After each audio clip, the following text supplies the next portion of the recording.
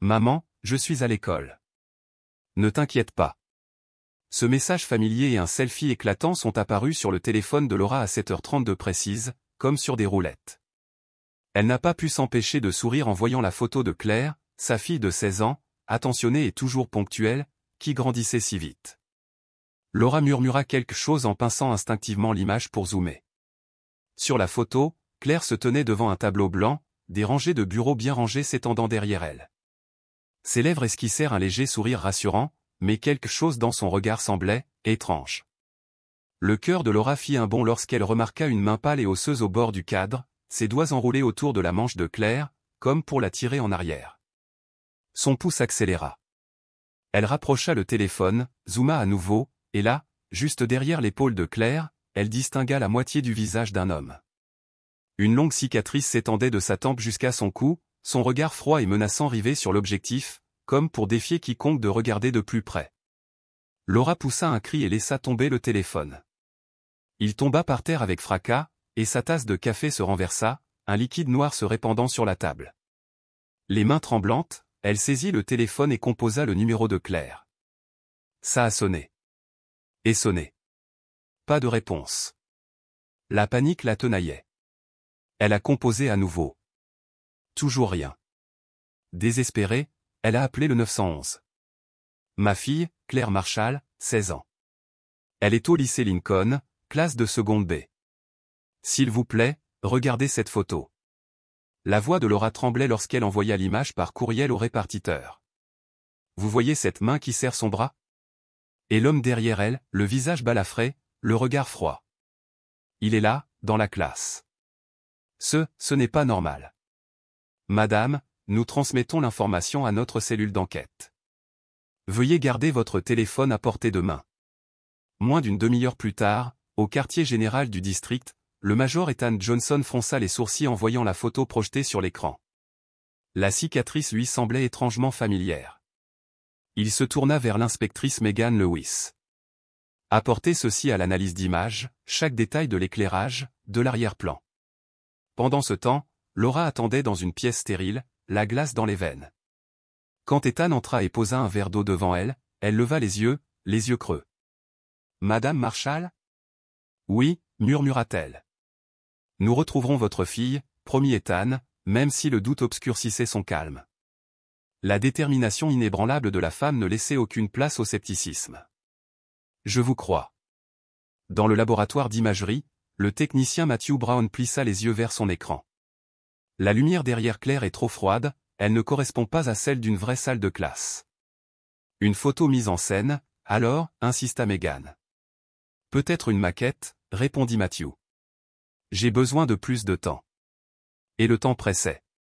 Le message de Megan sonna sur le téléphone d'Ethan, Claire n'était pas venue à l'école aujourd'hui. Une confirmation de l'enseignante confirma l'incident. Ethan et Laura se précipitèrent vers les voitures de patrouille. Au lycée Lincoln, le proviseur Lucas Harris les a accueillis dans la cour. Elle n'était pas en classe, a-t-il confirmé, le regard grave. Les images de vidéosurveillance de 7h à 7h30 n'ont montré aucun signe de Claire franchissant le portail principal. L'entrée latérale? Fermée pour travaux. Désespéré, Ethan interrogea ses camarades de classe. Personne ne l'avait vue en classe. Une fille, Lucy Smith, se souvenait d'avoir vu quelqu'un qui ressemblait à Claire, près du parking à l'aube, flanqué d'un homme en manteau et casquette sombre, une cicatrice sur la joue gauche. Un livreur s'est alors avancé, à 7h15, il avait vu une jeune fille en uniforme être guidée vers un camion gris marqué, unité de stockage 42. Unité de stockage 42 à un entrepôt dans l'ancien quartier industriel au sud. Ethan échangea un regard chargé avec Laura. La photo, la cicatrice, l'entrepôt, autant de pièces d'un puzzle terrifiant. Et maintenant, ils avaient une piste. De retour au siège, Matthew Brown, expert en images, fixait l'écran de son ordinateur portable en attendant le retour de l'équipe. J'ai une mise à jour, annonça-t-il en tapotant le pavé tactile. L'arrière-plan derrière Claire ne correspond pas à la disposition réelle de la salle de classe. Les angles des bureaux sont décalés, l'éclairage est une lueur froide et fluorescente plutôt que la lumière naturelle, et les ombres projetées dans des directions invraisemblables. Rien de tout cela ne correspond aux salles réelles du lycée Lincoln. Ethan se pencha en avant, l'urgence accentuant son ton. Soyez précis, insista-t-il. Matthew désigna une image figée. Vous voyez ces chaises? Ce sont les anciens modèles, l'école les a remplacés l'année dernière. Celui qui a installé ça a construit une réplique de salle, jusqu'au manuel sur les bureaux. Il a tout planifié. Laura serra ses mains tremblantes, les jointures blanchissant. Il a pris ma fille, a construit une fausse salle de classe et l'a forcée à prendre cette photo, murmura-t-elle. On ne peut pas l'exclure. Matthew acquiesça d'un hochement de tête. J'extrais les métadonnées. S'il a fait une erreur, on pourrait récupérer les coordonnées GPS. Ethan se tourna vers Megan, la détermination limpide. Il faut retrouver le logo de l'unité de stockage 42. Trouver des entrepôts dans la zone industrielle sud. Le soir même, les policiers dressèrent la liste des 41 entrepôts du parc industriel de Riverside, actifs, récemment enregistrés et abandonnés. Un nom s'imposa, Richard Garcia, locataire de l'unité 42 jusqu'à il y a 6 mois. Ethan retint son souffle. Richard Garcia, ce nom me dit quelque chose. Le visage de Laura se vida. C'est lui, murmura-t-elle. Qui est-ce? Insista Ethan. Laura prit une inspiration tremblante.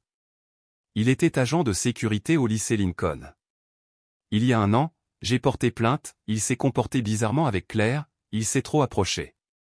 Le lycée ne lui a donné qu'un avertissement verbal.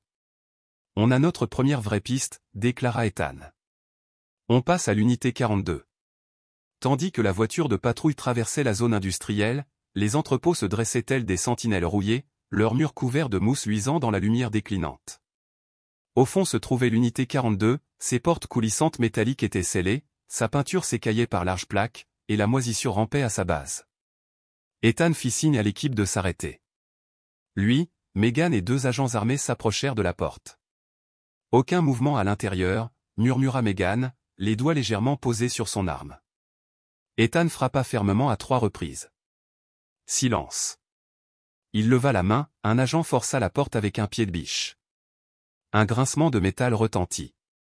À l'intérieur, la poussière étouffait la faible lumière. Des lampes torchées balayaient l'espace, révélant une réplique rudimentaire d'une salle de classe, un tableau blanc appuyé contre le mur, des rangées de vieux bureaux d'élèves, et sur l'un d'eux, plusieurs manuels scolaires à côté d'un téléphone portable déchargé. Au-dessus, un tube fluorescent vacillant projetait une lueur menaçante. Il n'y a personne, murmura Megan. Ethan entra, scrutant chaque détail du regard. Il la repéra, une minuscule caméra de sécurité discrètement fixée au plafond. Elle enregistrait, murmura-t-il. Un agent trouva une porte donnant sur une pièce attenante et l'ouvrit doucement, vide, à l'exception d'emballages de fast-food, de bouteilles d'eau jetées et d'un vieil oreiller. Il ne doit pas être parti depuis longtemps, déduisit Ethan. Megan connecta son ordinateur portable au disque dur de la caméra. Quelques instants plus tard, la vidéo était diffusée. Ils regardèrent Claire être traînée dans la pièce improvisée, les poignets liés, la bouche bâillonnée par du ruban adhésif, la terreur gravée sur son visage. Puis Richard Garcia apparut, dans son uniforme de sécurité délavé, les cheveux en bataille, une profonde cicatrice lui coupant la joue gauche. Il se pencha, retira le ruban adhésif de la bouche de Claire, murmura quelque chose de trop bas pour être entendu, puis la repositionna, lui tendit un téléphone et aboya, « Prends-le, comme tous les matins. Si tu ne le fais pas, je vais montrer à ta maman quelque chose de bien pire. » Claire força un sourire tremblant tandis que l'instantané capturait sa peur, figée dans le temps. « Ce salaud, grogna Ethan, les poings serrés. Il a construit cette fausse salle de classe pour nous tromper. » La voix de Megan tranchait la tension. Il connaissait son numéro, seul quelqu'un qui l'observe depuis des mois peut mettre en scène quelque chose d'aussi précis. Sur le seuil, Laura s'effondra sur une chaise, submergée par les sanglots.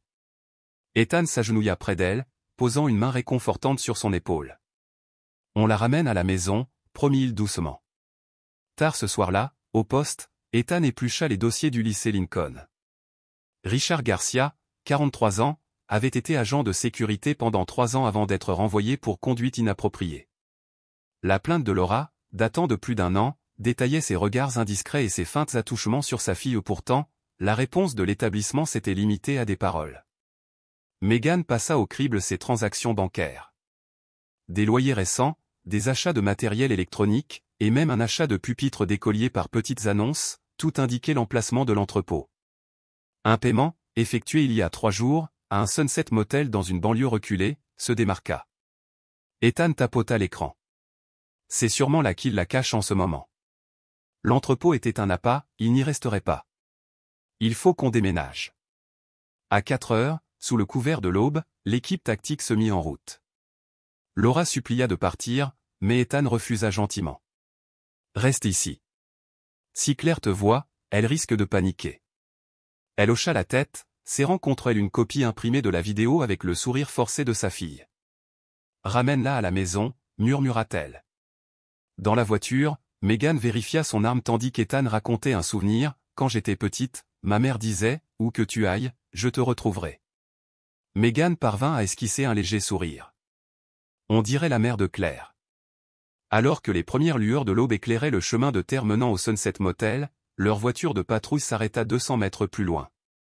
La brume s'accrochait au sol, projetant un voile inquiétant. Ethan fit signe à l'équipe de sécuriser le périmètre. Pas de coup de feu, sauf en cas d'absolue nécessité, la sécurité de la jeune fille est primordiale. Megan longea un mur de briques en ruine vers une fenêtre ouverte. Les chambres à l'est peuvent être ventilées par ici. Ethan examina l'agencement délabré du motel, seules 3 chambres semblaient occupées. Richard s'était enregistré sous le pseudonyme de Raymond Moore. On y va, murmura-t-il. Megan mena la brèche dans la chambre 203.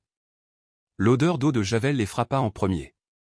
Dans le faisceau de la lampe torche, ils aperçurent un ventilateur cassé, une chaise d'étudiant fracassée, griffonnée sur un tableau blanc, ces mots glaçants, « Claire, tu as toujours été une bonne fille, n'est-ce pas ?»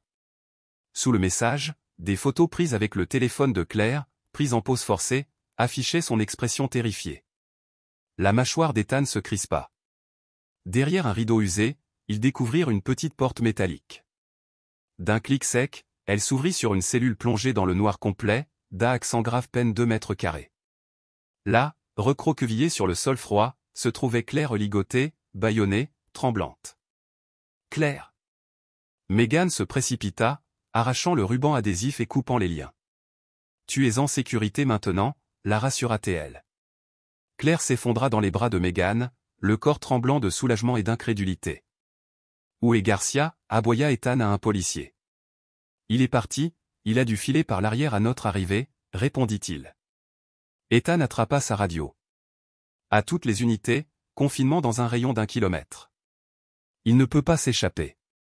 Derrière eux, Richard Garcia s'enfuit à travers le parc envahi par la végétation du motel, le souffle court, les yeux exorbités par la panique. Son téléphone vibra dans sa poche, un autre message l'invitant sans doute à approfondir son plan qui s'effondrait. Il appelle encore, murmura Claire, sa voix si basse qu'elle tremblait à travers les fines cloisons du motel. Ethan jeta un coup d'œil à l'écran du téléphone, vit le nom de Laura, et laissa échapper un petit rire tordu avant de couper l'appel. Bientôt, murmura-t-il dans un souffle, tu comprendras ce qui arrive quand on me défie. De retour dans la pièce exiguë, Claire était assise, blottie sous une couverture usée que Megan avait serrée dans ses mains tremblantes, la serrant comme une bouée de sauvetage. Ses genoux étaient ramenés contre sa poitrine, et elle fixait le sol comme si la moquette défraîchie contenait des réponses. En face d'elle, l'expression d'Ethan s'adoucit tandis qu'il s'enfonçait dans le fauteuil branlant à côté d'elle. « Tu te souviens de quelque chose qu'il a dit ?» demanda-t-il doucement en se penchant pour que Claire puisse l'entendre par-dessus les battements de son cœur. « A-t-il mentionné un autre endroit ?» Claire déglutit, la voix brisée. « Il a dit que le cours venait juste de commencer. Et si ma mère appelait la police, il me ferait du mal, alors je regarderais. » Ses mots tremblaient, chaque syllabe un éclat de peur qui transperçait le silence. Les yeux de Megan se plissèrent et sa mâchoire se crispa. « Cette pauvre fille a trop souffert, » murmura-t-elle en se levant. « Il faut le retrouver avant qu'il ne lui fasse à nouveau du mal. » À ce moment-là, on frappa fermement à la porte. Un policier entra, essoufflé. « On a repéré une autre pièce à 2 pâtés de maison, » rapporta-t-il. Les caméras du couloir ont filmé Richard à 5h12. Il était vêtu de noir et portait un sac à dos. Il est encore proche. La main d'Ethan se porta à son arme de poing. « On y va » ordonna-t-il. De retour au commissariat, Laura serrait son châle, le regard vide, repensant à chaque instant de terreur. Soudain, La voix du réceptionniste la transperça. Elle est saine et sauve, annonça-t-il. Nous l'avons trouvée au motel, et maintenant nous recherchons Richard. Les larmes jaillirent des yeux de Laura tandis qu'elle se redressait brusquement. J'ai besoin de voir ma fille, balbutia-t-elle. Ethan s'avança. Tu devrais rester ici, dit-il, mais si tu veux une escorte, on peut t'emmener. Laura hocha la tête, serrant le châle dans sa main. Je suis prête. Au 3e étage d'un immeuble abandonné, Megan et Ethan scrutaient les couloirs déserts avec leur équipe, leurs lampes torchées traçant des bandes de lumière à travers une épaisse poussière. Des pas légers résonnèrent devant eux. Ethan porta un doigt à ses lèvres et s'avança, tous ses muscles contractés. La porte de la dernière pièce s'ouvrit en grinçant sous sa poussée prudente. Richard était assis dans un coin sombre, le regard vide, murmurant « Vous êtes tous des imposteurs. Seule Claire est réelle. Elle me comprend. Elle. Richard Garcia. » La voix d'Ethan résonna, ferme comme l'acier. « Lâche ton arme. » Richard se redressa brusquement, les yeux injectés de sang, aveuglé par le délire. « Tu ne comprends rien, répéta Ethan. « Lâche-toi, ou on tire. » Sur ces mots, Richard se précipita vers la fenêtre. Megan tira un coup de semonce dans le plafond. Richard se figea, s'effondra au sol, les mains crispées. La fille, où est-elle? Je dois lui parler. Je n'ai pas fini. Ethan s'avança et passa les menottes autour des poignets de Richard. C'est fini, dit-il doucement. Tu ne feras plus jamais de mal à personne. Dehors, les gyrophares rouges de l'ambulance coloraient le ciel nocturne tandis qu'elle s'arrêtait devant le motel. Laura s'élança en criant « Claire !» En un instant, sa fille releva la tête et se jeta dans les bras de sa mère, les larmes aux yeux. « J'avais tellement peur !» sanglota Claire contre le manteau de Laura. « J'ai cru que je ne... » « Tout va bien maintenant » murmura Laura en la berçant doucement. « Je suis là. Je te retrouverai toujours. » Dans le couloir stérile de l'hôpital, l'ambulancier vérifia les signes vitaux de Claire. Petites égratignures, rapporta-t-elle à l'infirmière. Légère déshydratation et dénutrition. Priorité à l'évaluation psychologique. Laura ne quitta pas sa fille, serrant la sienne si fort que Claire grimaça. Dans l'esprit de Claire, les sifflements de Richard résonnaient encore, personne ne vient. Ta mère ne te croit pas. Elle t'a oublié. Mais la voix ferme de Laura perça l'obscurité, je suis là, maintenant. Au poste, les policiers se sont rassemblés autour d'une longue table jonchée de photos et de dépositions. Ethan a exposé les preuves. Richard Garcia sera accusé d'enlèvement, séquestration, agression et menace de mort. L'agent Miller a ajouté, il présentait des signes de troubles mentaux depuis son enfance, il a été renvoyé pour agression et a été embauché dans des postes de sécurité. La voix de Megan était sèche et amère, il a monté le piège parfait dans une école. Le regard d'Ethan se porta sur le parking vide. Au moins, la fille est saine et sauve, dit Megan doucement. Dieu merci, Laura n'a jamais abandonné. Plus tard dans la journée, à l'unité de soins spécialisés, une psychologue a procédé à une première évaluation. La présence de la famille est cruciale, a-t-elle conseillé. Laura serra la main de Claire. Je resterai aussi longtemps qu'il le faudra. Claire ouvrit les yeux, la voix basse. Maman, j'ai cru ne jamais revenir. Laura écarta une mèche de cheveux du visage de sa fille. J'ai vu ta photo, ce regard dans tes yeux, j'ai su que tu avais besoin d'aide. Je ne t'ignorerai plus jamais. Claire tremblait. J'ai essayé de sourire, avoua-t-elle, mais j'avais les mains liées. Laura pressa son front contre celui de Claire. Tu n'as plus besoin d'essayer. Pleure, hurle, aie peur, je suis là, et tu es en sécurité. Dans la chambre d'hôpital, une douce pluie frappait la vitre tandis que mère et fille sombraient dans un sommeil agité, le cauchemar s'apaisant enfin. La lumière dorée de l'aube filtrait à travers la vitre, mais Laura restait vigilante, son univers centré sur la respiration fragile de Claire. Dehors, la ville continuait son chemin, et à l'intérieur, l'amour ardent d'une mère brûlait plus fort que n'importe quelle tempête. Derrière la porte close, le monde extérieur attendait dans un silence pâle, la promesse de l'aube. Pourtant, pour Claire et sa mère, le véritable lever de soleil scintillait à l'intérieur où une chaleur tremblante, allumée par un selfie apparemment anodin et l'amour indéfectible d'une mère. Une semaine s'était écoulée depuis le sauvetage, et les couloirs de Merci Général résonnaient encore des pas légers de Claire. Physiquement, elle ne portait aucune cicatrice grave, mais au fond de son esprit, des blessures attendaient de guérir. Laura ne quittait jamais sa fille. Elle ne se levait que pour le strict nécessaire au repas pris au chevet du patient, retour à la maison évité et prenait même un congé sans solde pour pouvoir bercer le cœur fragile de Claire. « J'aimerais sortir un peu », murmura Claire un matin, d'une voix aussi légère que les rayons de soleil qui dansaient à travers la fenêtre. Laura marqua une pause, l'inquiétude adoucissant son regard. « Tu es sûre ?» demanda-t-elle. Claire hocha la tête et, ensemble, elles entrèrent dans le jardin de l'hôpital. Des bancs de pierre blanche bordaient les allées sinueuses, et les pétunias fleurissaient en cascades jubilatoires de roses et de violets. Claire inspira profondément, laissant la douceur florale emplir ses poumons. Les yeux fermés, elle murmura « Maman, je crois que ça va aller ». Les yeux de Laura brillaient tandis qu'elle serrait la main de sa fille. « Je te crois. Tu es plus courageuse que quiconque. » Cet après-midi-là, le docteur John Martin arriva pour un suivi. Avec son calme et sa discrétion, il s'installa à côté de Claire à une petite table. « Aujourd'hui, » commença-t-il doucement, « parlons non pas en tant que médecin et patient, mais en tant qu'ami. Ça vous va ?» À son invitation, Claire lui offrit un sourire fragile, le premier depuis des jours. « Rêves-tu encore de ce qui s'est passé ?» demanda-t-il. « Oui », répondit-elle, « mais moins souvent maintenant. »« As-tu encore peur de lui ?» Sa voix était douce, presque pleine d'espoir. Claire baissa les yeux. « Non, plus comme avant.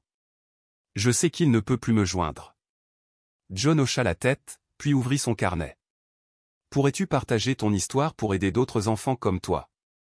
Les yeux de Claire s'écarquillèrent à cette pensée. « Oui, si ça peut t'aider. Tant d'enfants ont souffert. » Laura regarda avec fierté sa fille puiser son courage au plus profond d'elle-même. Pendant ce temps, devant le sanctuaire de l'hôpital, des nouvelles officielles parvenaient à la presse. Au siège de la police municipale, le lieutenant Ethan Johnson faisait face à une salle bondée de journalistes. « Aujourd'hui, nous confirmons que Claire Marshall a été sauvée saine et sauve des griffes du suspect, Richard Garcia, annonça-t-il avec une gravité mesurée. Il rendit hommage aux enquêteurs, aux analystes d'images et, surtout, à la vigilance d'une mère.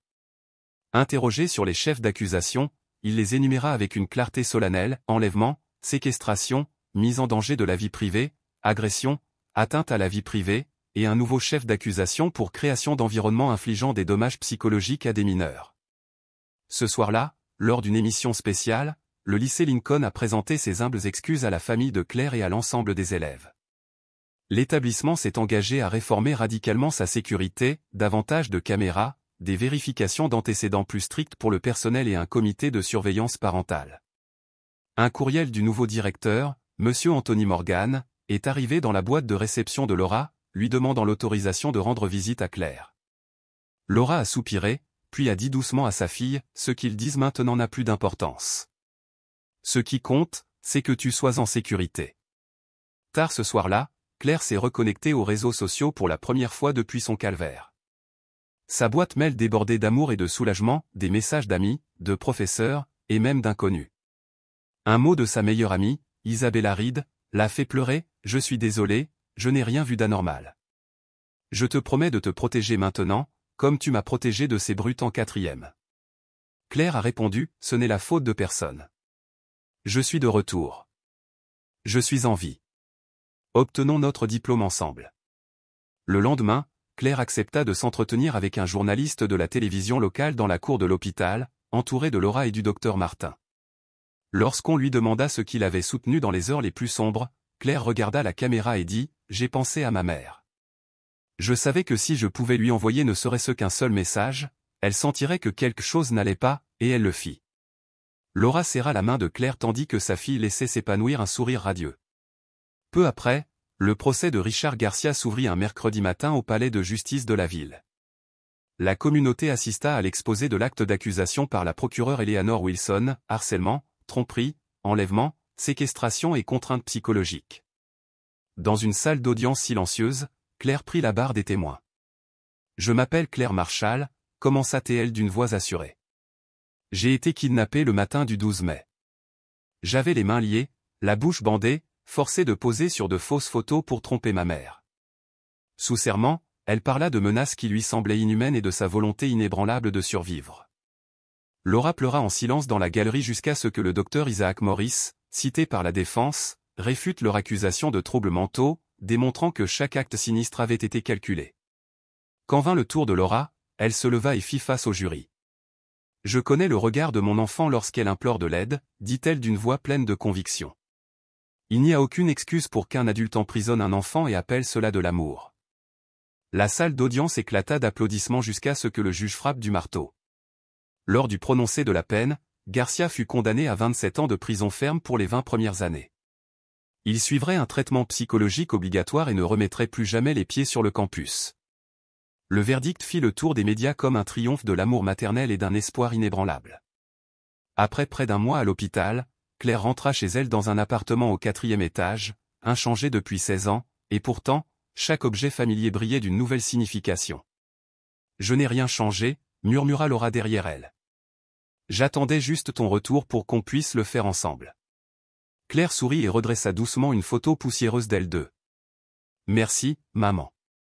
On s'y sent encore comme à la maison. » Dans les jours qui ont suivi, des ONG ont tendu la main, des auteurs inspirés ont pris contact, l'un d'eux a même souhaité publier son histoire. Claire a hésité. « Je ne veux pas devenir célèbre pour quelque chose d'aussi douloureux », a-t-elle confié. Laura lui a serré la main. « Si votre histoire est d'un autre enfant, vous serez fier de l'avoir partagée. » Lors du lancement du programme de sécurité parentale du lycée Lincoln, Claire s'est présentée devant les élèves et leurs parents. « Je ne suis pas une héroïne », a-t-elle déclaré d'une voix tremblante mais résolue. « Je suis juste une enfant effrayée qui a survécu parce qu'on l'a écoutée. Si vous voyez quelque chose qui ne va pas, parlez-en. Le silence peut être la chose la plus effrayante qui soit. » Les applaudissements qui suivirent résonnèrent longtemps après. Tard dans la soirée, Claire et Laura se tenaient sur leur balcon tandis qu'une brise parfumée au jasmin montait. « Tu viendras toujours me chercher, n'est-ce pas ?» demanda Claire. Laura serra sa fille fort dans ses bras. « Toujours, mon amour. Toujours. » Ainsi, leur histoire perdure, témoignage de la puissance de l'intuition d'une mère, du courage d'un enfant et des petits gestes qui peuvent sauver une vie.